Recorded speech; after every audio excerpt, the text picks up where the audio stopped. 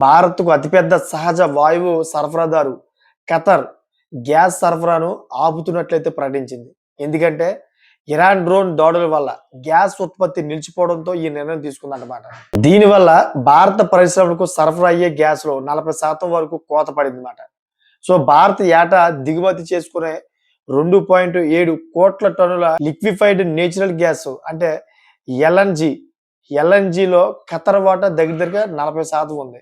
విద్యుత్ ఉత్పత్తి, ఎరువులు తయారీ, సిఎన్జి పంపిణీ వంటి కీలక రంగాలకు ఇది ఎంతో అవసరం.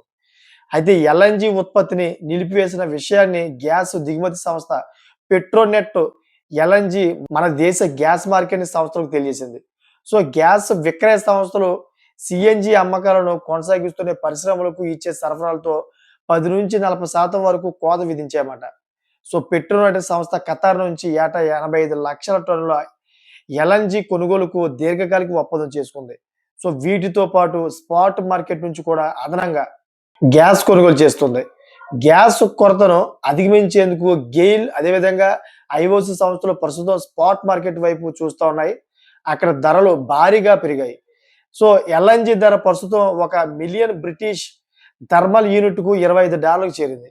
ఇది సాధారణ ధరల కంటే దాదాపు రెట్టింపు.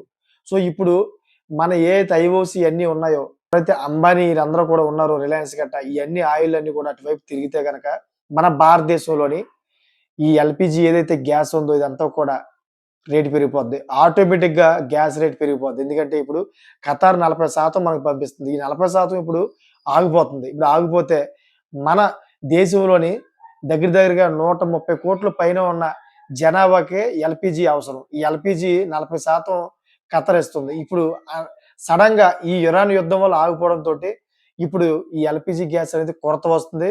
దానివల్ల అయితే ఉన్నదాన్నే అడ్జస్ట్ చేస్తారన్నమాట. అటువంటప్పుడు ఏమవుతుందంటే డిమాండ్ ఎక్కువగా ఉంటుంది. డిమాండ్ ఎక్కువగా ఉండడం వల్ల ఆటోమేటిక్‌గా గ్యాస్ పైన ఉన్నటువంటి రేటు ఆటోమేటిక్‌గా పెరుగుద్దన్నమాట. సో నేను చెప్పే ఈ వీడియో మీకు నచ్చినట్లయితే గనక లైక్ చేసి సబ్స్క్రైబ్ చేసుకోండి. ఇటువంటి లేటెస్ట్ ఇన్ఫర్మేషన్ కోసం నోటిఫికేషన్ ఆన్‌లో పెట్టుకోండి. Thanks for watching friends.